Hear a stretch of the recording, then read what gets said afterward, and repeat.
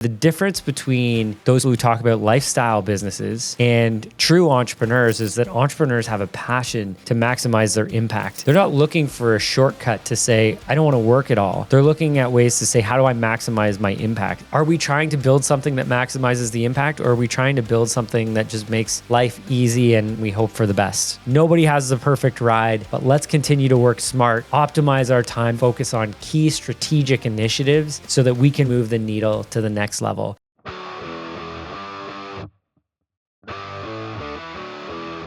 Good day and welcome to the Wealthy Entrepreneur Podcast. My name is Bob Gauvreau. I am your host. I'm excited that you are here with me today.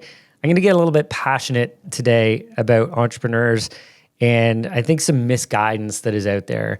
But before, I want to remind you that this is the place where we dissect the elements that contribute to entrepreneurial success, from mindset and leadership to profits and revenue. This episode is going to be called Work Smart and Hard. It's not work smarter and less hard. It's work smarter and continue to work hard. Okay. And what I want to say is, there's a lot of misinformation out there. And I can tell you from working with thousands of entrepreneurs every single year, me continuing to build my own business and having success, people always say, oh, Bob, you work so hard. I'm like, yeah, I do. I think the difference between those people who talk about lifestyle businesses and true entrepreneurs is that entrepreneurs have a passion to maximize their impact. They're not looking for a shortcut to say, I don't want to work at all.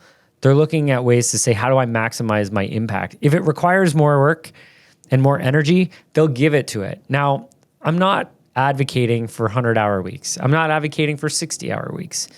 But what I'm saying is that if we're working 40 to 50-hour weeks, which is normal, that's not unreasonable to work a 40 to 50-hour week as an entrepreneur. What I'm saying is, yes, let's find efficiencies, but let's not use those efficiencies as an excuse to take our foot off the gas, because I can tell you, working less, it does not create the outcomes that we're looking for. Trying to work less and delegating, it sounds appealing. And yes, we can delegate, and there's smart ways to do that. I'm not saying that's not the right way, but when we're thinking about this, it does sound appealing, but it often leads to stagnation in your business. It often leads to loss of control. It leads to missed opportunities. And so, if I didn't say this already, it's not about working less. 20 hours a week is not going to build a legacy. It's not going to maximize your impact, right? If you can get down to 20 hours a week and then reinvest 20 hours in building and finding the next new best thing for your business to maximize their impact, that's what we want to continue to do. So again, it's not about creating a lifestyle business. Yes, you should be able to take your time to spend with your family. I'm not saying don't do that. You should be able to take your vacations. I'm not saying that. But if you're consistently focusing on, in your business, trying to eliminate as much of your contribution as possible with not being smart and contributing hard, you're likely not the entrepreneur that needs to be looking at focusing on impact. You're just looking at pulling away. Now, there's a book out there, 4-Hour Work Week, Tim Ferriss. Tim Ferriss is a legend without question. But what he essentially says, you don't have to work endlessly. Instead, focus on leveraging automation, outsourcing, and efficiency to design a life that will prioritize time, mobility, and experience over traditional career paths. It's not saying get your work down to 20 hours. It's saying let's use automation, outsourcing, and efficiency to really build a business that you can focus on the valuable components of it, which is amazing. So, and he also talks about how you can create a business where you can work from anywhere, right? But he's not saying to not work. And again, I know that there's a lot of people who promote lifestyle businesses where they say, oh, you just, you put in this little effort, or you just contribute to this program and we'll show you exactly how to make this money without working ever again. And you just enjoy this for the rest of your life. Unless it's a lottery ticket or it's cash for life, that's not how this works. And I know my wife says to me all the time, she says, you've got more and more employees. We're approaching 200 employees this year in 2025. And she says, you've got all these employees. Why are you working harder than ever? Well, truthfully, if you take your foot off the gas, you do lead to stagnation. You do lead to missed opportunities. And I got to tell you guys, as a business, if you're not reinvesting in growth and energy and growing, right? You're going to miss out on those opportunities, but one thing is guaranteed, your costs are going to continue to go up, right? Unless you're cutting your business down, you're eliminating, wasted expenses, for sure, you're going to get to a point where you can't cut expenses anymore without removing services or products or offers. You need to continue to focus on continuing to grow your business, your ideas, your opportunities. It's not about taking your foot off the gas completely. So Tim Ferriss, 4-Hour Work Week, let's talk about how we continue to automate, outsource, create efficiency. Absolutely. My friend Dan Martell wrote a great book, Buy Back Your Time, which he essentially says this is the framework for eliminating some of the stale administrative tasks in your business. And I think it's called his ladder concept, where essentially he says, start with the administrative side and work your way up to the higher value items until you've hired an EA to begin, all the way up to hiring a COO to manage the operations of the business.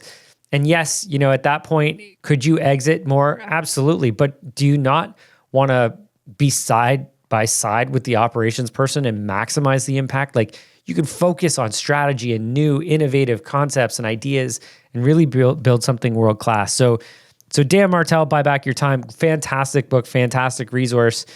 And it talks about eliminating those lower value items so that you can focus on higher value items. Same with James Clear. He wrote a book called Atomic Habits, another great book where he talks about, creating and completing action and putting little habits in there so they just become part of your regular day versus those things not happening at all. And all of a sudden, you've lost out on the opportunity. One specific example he used in his book was making sure that when you come home from work, you don't get out of your work clothes and put on your comfy clothes, you put on your gym clothes. Because you won't go sit on the couch all night in your gym clothes, or at least you won't do it for an extended period of time, that you'll put your gym clothes on and that'll be like, oh man, I guess I got to go do this gym. If you put your comfy clothes on, you're not going to go do your gym workout. And I think James Clear also says, not going and doing your exercise one day, that's no problem. It happens. But when you decide to do it 2 times in a row, that's a new habit being formed. So, the idea of lifestyle business, eliminating the work, not putting in the effort. Well, if you consistently don't put in the effort, that's creating a new habit of not putting effort into your business. And that leads back to stagnation, loss of control, and missed opportunities. So I don't think that's what it is that entrepreneurs are truly looking for. Then you've got people on the opposite side. You've got David Goggins, you got Robin Sharma, you've got Gary Vee, who are like, let's put in the work, let's go. And I really do like David Goggins.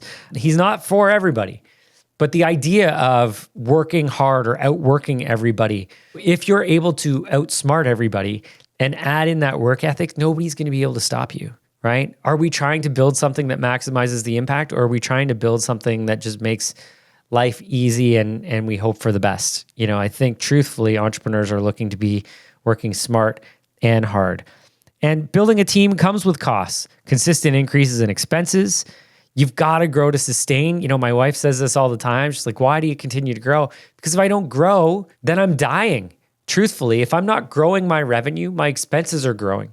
So if I'm not growing my revenue and my expenses continue to creep up, retention isn't always going to be 100%. So you need to replenish that. You need to increase your prices. You need to get more leads in to continue to create new opportunity and growth, because your expenses will catch up. I got to tell you as well, you've got employees that are part of your business that if you're not going to create new opportunity for them, they want to continue to grow as well. They want more money. They want to continue to be challenged, to live the best version of themselves. And if your organization is stale, not growing revenue, they'll see a ceiling and they'll likely look for somewhere where there's more opportunity. So if you take your foot off the gas, things will start to fall apart. And it's not about trying to work your minimum amount. It's about reducing the unnecessary time or the low value tasks and focusing on strategic and big items. There's another great book out there called Thinking Time. And this was my good buddy, Keith Cunningham, back when I worked with Tony Robbins. I had some time to spend with Keith, and what a fantastic resource. Very successful guy who's built and lost and built and lost. And what a fundamental knowledge of how to build that he has because he's pushed the limits, he's taken risks, and has been very successful over his career. So it's not about him saying, hey, I'm not going to take these chances. I'm not going to work hard. He continues to work hard. We all need to continue to work hard. But again, continuing to focus on more strategic, big items. And, a lot of people have talked about work-life balance and saying, throw that out. I agree. It's not a balance, it's an integration. It's a work-life integration. So I think what it all comes down to is creating goals. Are you looking to spend the most time not working and doing leisure activities? Then you probably should be set for looking at getting a job somewhere, to be honest, one that's maybe part-time. Or are you looking at creating something that has the maximum impact, creates a legacy, creates something that you're proud of? That is, if you can work smart and hard, that's the true ideal plan in order to get there. And you know what? There's a lot of information out there that says if you start outsourcing too early, right? You start delegating tasks too early. Sometimes you just got to roll up your sleeves and do it. And if you delegate too early where you haven't truly mastered it so that you can teach someone how to master it, it leads to organizational mediocrity. And, if you want to create something that maximizes impact and is as smooth sailing as possible, mediocrity is not it. You're going to get turnover in your employees because they're going to be frustrated because their customers are upset. And your customers are going to be upset and you're going to lose them. So now you've got to go back in and grow because you're ultimately losing on the back end. The holes in the bucket are too big. You're losing all your water. So if you focus on rolling up your sleeves, doing the work, mastering, and then bringing in the delegation, the outsource, so that you can train people how to do it, that's when you get to a point where you can move on to other things that are focusing on growth and innovation. And truthfully, if you're not looking to consistently grow, a competitor will pass you. Let's think of the competitive markets, right? If there's a business model out there, and this is back to the lifestyle business, if there's a lifestyle business out there where you make $200,000 a year and you don't have to do anything, you can be on the beach, you can be traveling, there's zero effort, you put in 10 hours a week. If that is, again, think of the competitiveness of the marketplace. If you're making $200,000 a year working 10 hours a week, do you not think that there's going to be people coming in here who are going to go, I'm going to work 11 hours a week and I'm going to take over their business. I'm going to work 12 hours. I'm going to work 13, right? Because it's such a discount, people are going to take advantage of it and it's going to be saturated. You're going to lose your market share and your opportunity. If that were to exist, that lifestyle business, it will get taken over quickly because the competition will be flooded because everybody's making money and not having to do anything about it. That's just how the marketplace works. So if you're not constantly improving, a competitor will pass you. They will come in, say, this is too easy. We're going to work a little bit harder, take all their market share. That's what competition does for us. So once again, the idea of a lifestyle business, I feel like is untrue. And my message to you guys as entrepreneurs today is, yes, it's tough. Sometimes we have to put in the work. And I would argue that we always have to put in the work. Yes, we take our vacations, we spend time with our family, we do the things that we need to and that we desire outside of work, but we still have to be there to put in the time and the energy to continue to grow this thing. And I actually just had my local university, Trent University, a bunch of their business students came in today, and I was talking about some of the skills that are required. And I've talked about this before, but resilience is certainly a key to being successful as an entrepreneur. And I can tell you, it's a lot harder to be resilient when you have no dedication to your craft. Working 10 hours a week, it's hard to be resilient because you're going to get run over.